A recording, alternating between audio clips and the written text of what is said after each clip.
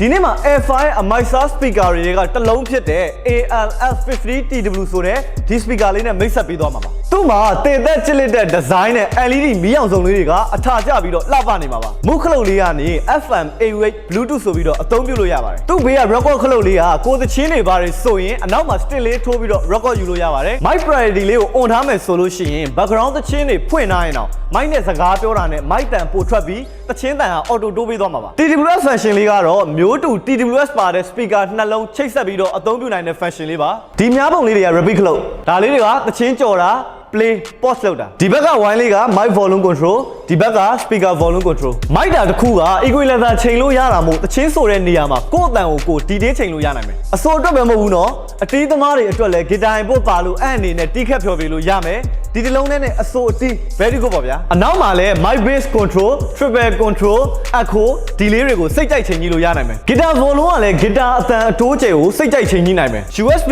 SD ကတ်တွေနဲ့ပါတွဲပြီးတော့သချင်းဖွင့်နိုင်မယ် Bluetooth mic တစ်လုံးပါတဲ့အပြင်ကိုမှအပြင်ကနေ mic နှလုံးကြိုးထိုးပြီးတော့ချိတ်ဆက်အသုံးပြုနိုင်မယ်အားသွင်းကြိုးလေးနဲ့အားသွင်းပြီးပဲသုံး battery speaker မို့ခီးတွေထွက်ရင်ချေးတာမျိုးပဲဖြစ် basket မဲဆို